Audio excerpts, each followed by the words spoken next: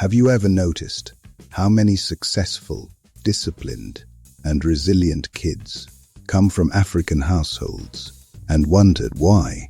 Not luck, not magic, but a different way of raising children, one that blends discipline, identity, and purpose from a very young age. And whether you agree with every method or not, there are powerful lessons here every parent can learn from. Let us get into it. First, respect is not optional. It is taught early. In many African homes, children are taught how to greet elders properly, how to speak respectfully, and how to carry themselves with humility. You do not interrupt adults. You do not talk back.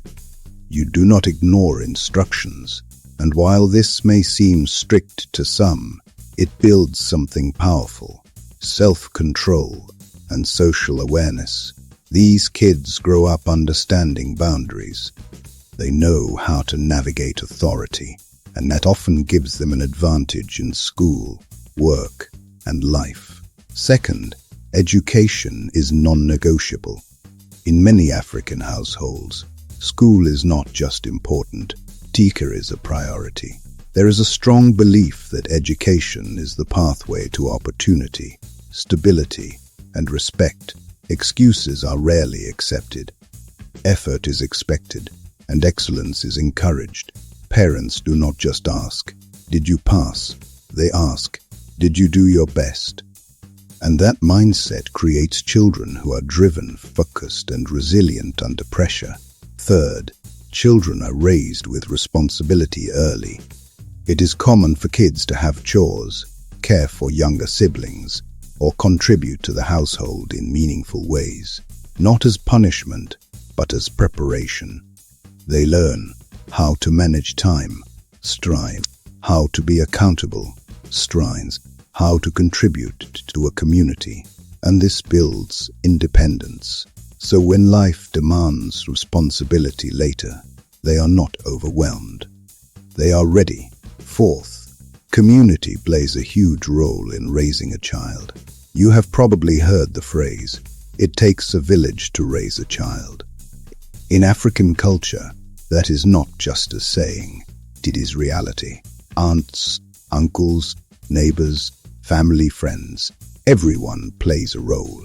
And yes, that also means discipline does not only come from parents.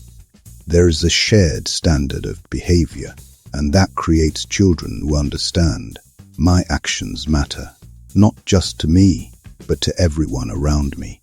Fifth, strong cultural identity is deeply rooted.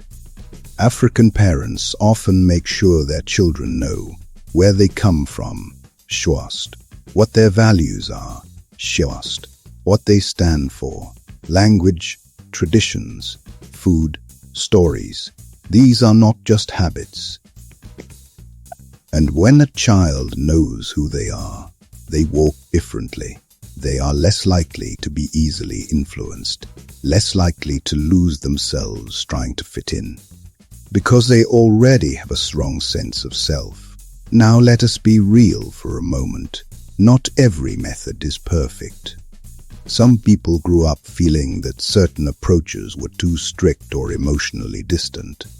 And today, many African parents are evolving, blending discipline with more open communication, emotional awareness, and understanding. Because success is not just about obedience, it is also about confidence, emotional health, and connection. But here is the truth. The intention has always been the same: raise strong, capable, successful children. Children who can survive, children who can thrive, children who can carry something greater than themselves. So maybe the question is not which parenting style is better. Maybe the question is, what can we learn from each other? Because when you combine structure with love, discipline with understanding, culture with growth, you do not just raise children, you raise leaders. So if you are a parent watching this, take what works, adapt what does not, and build a home that prepares your child, not just for today, but for the future they are meant to lead. Follow for more real, powerful parenting truths.